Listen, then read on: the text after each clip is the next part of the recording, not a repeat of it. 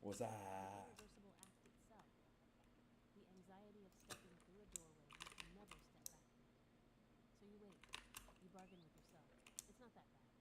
You're overreacting. If you just wait a little longer, you'll feel different about it. Your mind doing everything it can to preserve the familiar, even when the familiar has become intolerable. Thoreau spent 2 years What are you living doing? alone in a cabin by I the am Mississippi River. building my He village. went there, he said, because he wanted to live deliberately, to confront only the essential facts of life and see what it had to teach him. He wanted to avoid coming to the end of his life only to discover that he had not lived. But what's often left out of that story is what drove him there in the first place.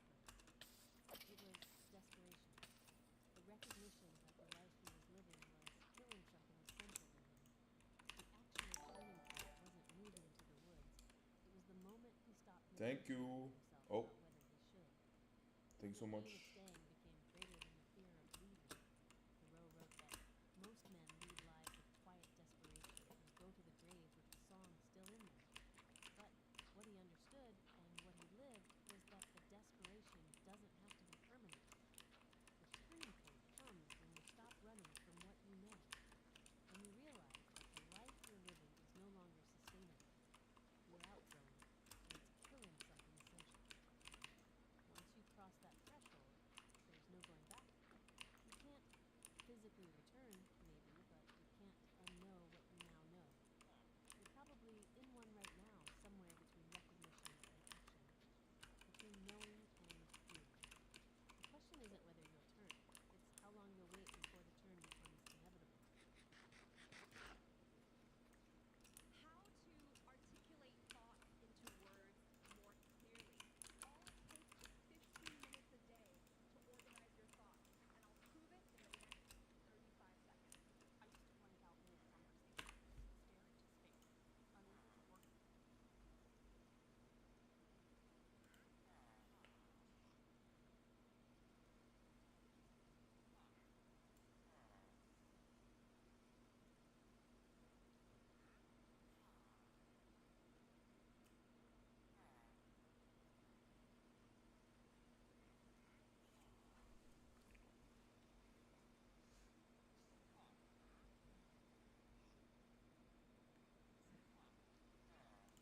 Are we watching WWE versus TKO right now? I mean, the story WWE telling us is that Mr. Big TKO shows up before Mania just to force WWE to book something stupid. Something really stupid. In the process, WWE isn't happy, Cody isn't happy, Punk isn't happy. In a way, how could you be? I mean, you have Randy Orton versus Cody Rhodes, and somehow you think, aha, lots of a legacy. The father was involved. I'm listening. Yeah, so the story is about IWC. That will be $10,000 per ticket in your partner's love because she realized she married an idiot. They'll let you make some pasta in Cody's buzz though. And that's what's so fun about the situation, people. In my opinion, whether it's a work shoot, brother, I love the wrestling language, it doesn't really matter as long as we're all entertained. Now I'm gonna let you know what I think about it. I have some other news too, but whether all of it is real or fake, Assalamu WWE alaikum. grabbed me by my Coco Jumbo, and the grip is real. They won't release it.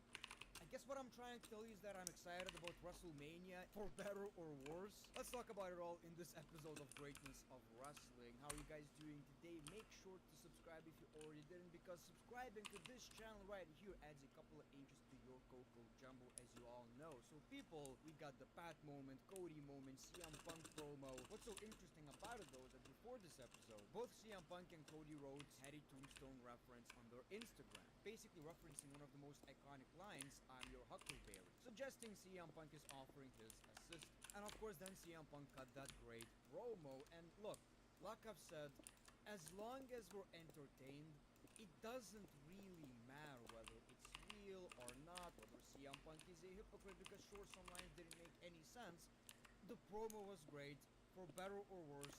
I'm entertained and I care about WrestleMania again. Sure, I don't agree with the fact that Pat McAfee was the one who called. They're trying to present him as this big star, like this is some kind of an attraction, even though he was a commentator for the WWE for years. Now, is it a work or a shoot? All of this, right? I feel like it's kind of both. I legitimately believe WWE knew TKO knew, Cody knew, Punk knew, Airy knew, Triple H knew, everybody knew, but it doesn't necessarily mean that some parts of it weren't real. I do think WWE are legit pissed that TKO keeps showing up before Mania to push down storylines. This is a report we've already heard. WWE are tired that, right before WrestleMania, TKO, before Mania, TKO sleep. We sleep. We sleep good. Money on money. And then, right before Mania, they show up. Triple H, we want to make WrestleMania a special. We want to make WrestleMania important. Sorry, I just keep thinking about money. Ticket price. Oh, Travis Scott. Make it make sense now. Heel John Cena, something we've been waiting for decades. Make it make sense. If I was Triple H, I would be pissed too. They keep showing up and ruin my plans. And who's gonna get the blame? The big nose man. But I also feel like TKO were aware of this CM Punk promo. I mean, the whole meat of this promo is basically lower the ticket prices. And the story in the WWE. Right now, WrestleMania is still somehow not sold out. So WWE and TKO decided to use it as part of the storyline. Now, how do I know that? Just pull this out of my ass, really. I am putting a lot of things, theories, news out of my ass. Not everything in this video, though. But a good example is The Rock announcing his appearance for Elimination Chamber for the same reason, ticket sales. It seems like ever since WrestleMania 40, they're trying to replicate that magic. Something big happens right around WrestleMania. For better or worse, at WrestleMania 40 it worked. At WrestleMania 41 it didn't necessarily. We'll see what's going to happen for WrestleMania 42. For Body Slam, CM Punk was given several bullet points to work from, but no script to follow. Also used his platform to build on Cody Rhodes' SmackDown promo and speak out on behalf of the locker room regarding their frustration. So yes, the locker room isn't happy. I've heard nobody's happy about the ticket prices, but also crazy that they're not even getting complimentary ticket seats, like the wrestlers. That's how much money they need. Airy just eating his expensive golden schnitzel. Hey, wait. I need you to show me how to convert a Word doc to a PDF video. Seriously?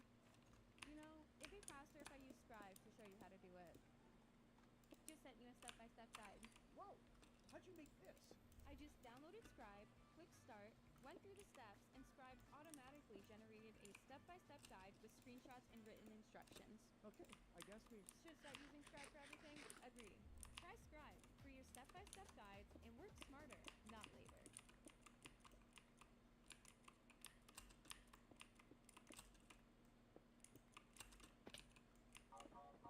Warten Sie immer noch darauf, dass Ihr Traum endlich wahr wird? Träumen Sie von den tropischen Inseln Thailands oder vielleicht von einem Abenteuer im Sagmo? So I believe, according to this rumor, at least some parts of it were real. If you watched that promo, it seemed like CM Punk was kinda finished at one point and then said, I got more. Now I do wonder who were informed about it. Triple H, Rock, Roman, TKO. What's also interesting about it is that some of you left that in the comments, and I'm gonna check if that's true, but TKO retweeted it or something along those lines. So even if, they were not informed, they're happy. I mean, as long as it's entertaining, as long as it's helping out the party. But like I've said, the entire point was ticket sales, and we're gonna get back to that. McAfee responded to the promo. Pat McAfee, what? What is that about? CM Punk last night calling out me, Pat McAfee, and attacked a lot of things. Then he would lay out why he's not worth the price of admission to WrestleMania. Lower the prices now. I'm not worth that much. No worries, Mr. Punk. Randy Orton is here to save everything. Pretty simple response. Obviously, Pat McAfee is working. I'm pretty sure Pat McAfee and CM Punk are buds, right? But this is the part of this entire situation that I probably hate the most. These IWC dipshits have no idea. This is good for them. They have no idea what they've been missing. They have no idea what it's supposed to look like. Now we changing. The IWC are not the biggest fans of what happened. They're pretty upset about it, but they're a part of a problem. They're the ones that said, yeah, this is what it's supposed to be, all this stuff. It's like, nah, let us show what it's supposed to be. It's a very important pivotal moment in the history of the business. Yeah, so they made it about the IWC. You have Cody, you have Randy Orton. Lots of history. Teddy. One of them nearly went to jail. Lots of history. And they made it about internet wrestling fans. And look, I'm not dumb enough to be offended. I don't care. This is not the point. I know some people are like, he's talking about me. Leave, Sasha. No. I just think it's lame. I really think it's lame. The least thing I wanted out of Randy Orton versus Cody Rhodes is to make it about the internet wrestling fans. Who gives a shit? Why? There's also this theory that all of it happened because Cody Rhodes needs to be cheered, which kinda makes sense in a way. You know, we're being so bad, all of it sucks this much. I mean, might as well cheer Cody. It's a good theory. Not sure if I believe that. I think the biggest reason is just the ticket sales. What's also interesting is that according to Dave Meltzer, Pat McAfee was the original choice, but he turned it down, of course, until he didn't. Lots of money. This also surprised me that he was always the original choice, but it didn't make sense from the beginning, because one of the first promos was wrestling has more than one royal family, and I know you can, whatever, you can make it make sense anyway. I just feel like most of it just doesn't make sense. But people, WWE is reportedly looking to lower ticket prices for the shows through the summer this year following CM Punk's comments Monday night. So here's the thing. I'm not sure, I don't think WrestleMania ticket prices lowered at all, but I mean it must be a part of the work. Following CM Punk's comments, I don't see TKO as this nice business. Oh, one of our talents said the ticket prices are high. Let's lower them. Yes, let's lose millions of dollars. No, it was all a part of the plan because WWE simply isn't as hot as it used to be. We're not watching WrestleMania 40 build. So it's not worth the money. Now again, in my opinion, most of it is, I guess I could say worked shoot, right?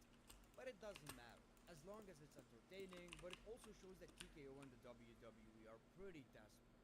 They're pretty desperate. Right before WrestleMania, the complete story, the complete build of WrestleMania changed, and now people are more interested in the politics than the WrestleMania build, which is kinda crazy anyways. People have been wondering about this match. Pat McAfee keeps claiming something big is about to happen. Probably saw these tweets. So I'm wondering, what could possibly happen? If I don't see The Rock at WrestleMania, I want an apology. What good payoff could we get out of Pat McAfee being in this match? Pat McAfee, probably Jelly Roll. I have a feeling another celebrity might interfere, and oh, we have the viral moment. I don't trust WWE with this match. If The Rock is not showing up, what is the proper, good, interesting payoff? Rock, Cena, I don't care. Something needs to kinda wash away the taste. I've been also wondering about TKO and the WWE, and this storyline could be absolutely massive, people. We could get a big story out of it, which could be like a better version of the brand wars. WWE versus TKO. Wrestlers picking sides, twists and turns for like a year or two. You could make this into a huge storyline. Basically, you have the WWE represented by Triple H, obviously have Cody, Punk, and whoever joins, and you also have TKO, and you're represented possibly by The Rock, but he doesn't care. Jungle movies, they can't play. Randy, Pat McAfee, Roman Reigns, all of these corporate guys who kinda make sense if they would be corporate, you know? Years worth of storyline. Some WrestleMania 40 vibes, or even the Bloodline vibes, could be the next peak of the WWE if booked correctly. It's kinda weird that they're feuding with the same company, but you can make it make sense. They already kinda did with that CM Punk promo. They already kinda did. Wrestlers would do it for the love of the game. They're all about the history of professional wrestling versus corporate wrestlers who, for a lack of a better word, here for money. I think the story could go really hard. Then you have like Survivor Series, fighting over power. I don't know how actually, but you can make it make sense somehow. I'm just telling you, this could be a huge professional wrestling storyline. And you know, instead of repeating the same Bloodline shit, maybe we could get something like this. So my point is this, people. I'm talking about it. I'm interested in it. I can't wait. My warrior of light, walk free and bear the light for others to follow.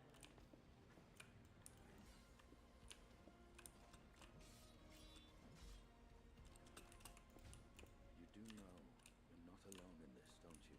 We Scions will fight until our last breath. Become light. Become hope.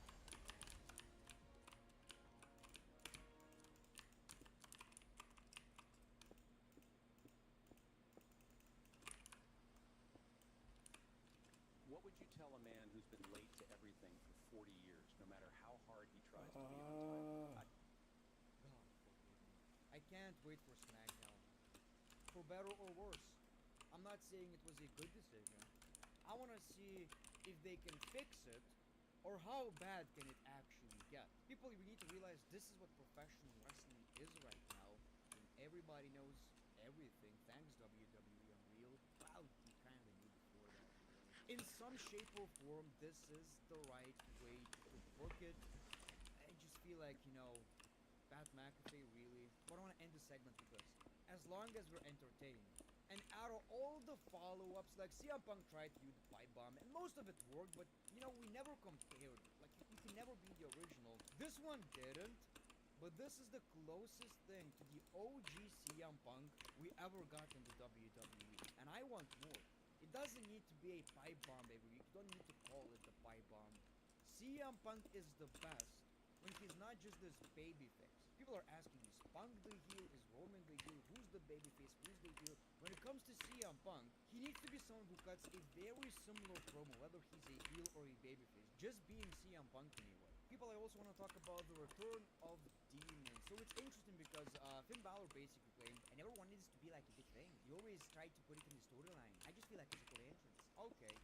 I actually thought the Demon should win matches and stuff, but if Finn Balor himself feels like this is just a cool entrance, maybe it should be that, but in the storyline it's not. It's kind of weird how he teased the return of Balor, but they just announced it on social media. This could have been a great story, but WWE just did it in such a lazy way. Barely any promo work, just a couple of attacks. Although I'm excited for the Finn Balor entrance. He's possibly going to win. What's so interesting about it too is that the championship is not on the line so far. Also, people, this is the aftermath of Stephanie's attack on Monday Night Raw. In my video, my dumbass said, this looked real.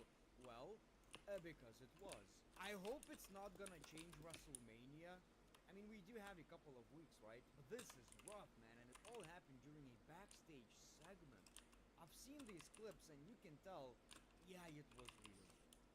That's kinda crazy. I don't think I've ever seen anything like it, people. It looks like, when in Dragon Ball, it's kind of a comedy moment, and one of the gals, hits Goku, and you have this gigantic bump on his head. That's how it looks, man. I do have a theory, though. Maybe they're trying to relate the great one, the great the whole time. Forehead maxing. Are we seeing forehead maxing right here? Okay, so it seems like that's all the news we got. Oh, and Del Rio is a piece of shit. Thank you for watching this video, people. Appreciate your time. The great one. Peace, love, and hugs. It's been a pleasure.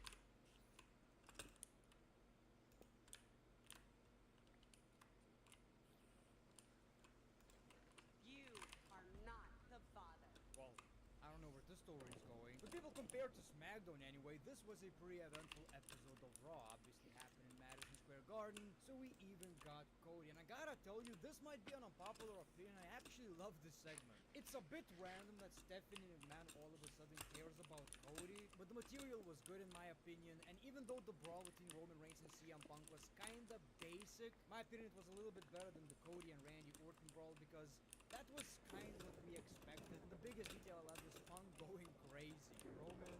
Roman Reigns. Dude completely lost it. Obviously, we got that O'Brien Lester interaction. Seems like Triple H is now on purpose just trying to get heat. Also, am I the only one who doesn't like when WWE are calling him Paul Levesque? Just call him Triple H. But people, let's get into Raw. So, Cody opens the show, talks about Randy, and Stephanie McMahon makes a surprise appearance. And I love this segment. They basically talked about how dangerous Randy Orton is. And Cody, if you're not careful, you're going to lose the WWE Championship. Some personal things were mentioned, like Cody Rhodes, driving Randy Orton, stopping him from drooling or something along those lines. Basically kind of insinuating Randy was cooked back then. I like when they mention little details like that. Stephanie saying you're not like your father, and Cody responding, no offense, you're not like your father either, and got slapped, which, why? That shouldn't offend you. That should be like, yes, I most definitely not like Vince McMahon, my father. I do not prefer taking poo-poos on Triple H and, other things such as that. So, thank you, Cody Rhodes. Also mentioning how, yes, I know that Randy Orton is crazy and he's diabolical. He did stuff to you too. I was expecting Randy Orton to come out and repeat what he did to Stephanie McMahon all these years back. I actually love this segment. Cody got kind of offended that, you're assuming I'm going to lose the WWE Championship. But then he says, Stephanie McMahon, I got 2 words for ya. Suck it, Steph. Triple H, you watch him in the Gorilla, suck it. He says thank you instead. But the crowd, thousands of people did say is suck it. Nice work, Triple H. Okay, so I really enjoyed this segment because of the personal shit mentioned, and sure, it was kinda random, unless it's not. Because I gave you this theory, maybe Triple H and Stephanie McMahon are working with either Randy Orton or Cody Rhodes. I think the perfect scenario, we just saw Paul Esquire in this episode, Triple H, would be if Cody turns heel and aligns himself with Triple H. I think it would be perfect, but it doesn't necessarily seem like Cody is getting booed that much, so maybe WWE don't necessarily even need to pivot. Randy's gonna get cheered, but so is Cody. When we get these two in the ring, maybe Randy gets the upper hand, but it doesn't seem like it's that big of an issue. Also, I don't understand what is the deal with the brand split. Ah, shit, I just clicked on SmackDown. Why is Cody here? So I appreciated all of this. I feel like it was a great promo.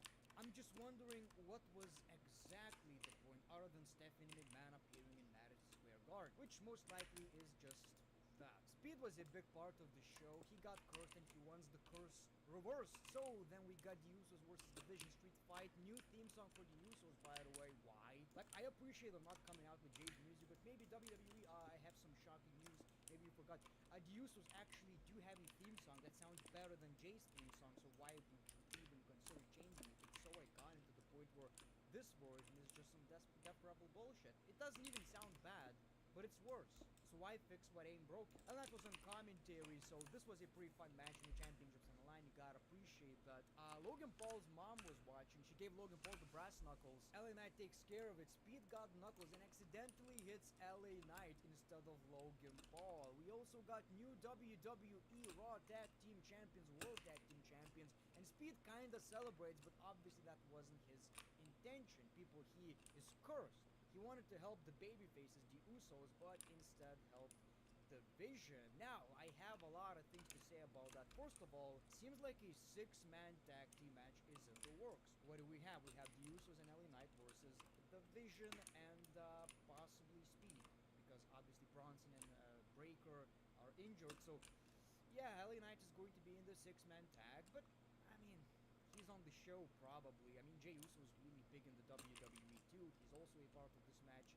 It's really hard to come up with excuses for the WWE why LA Knight is not in a more, important position.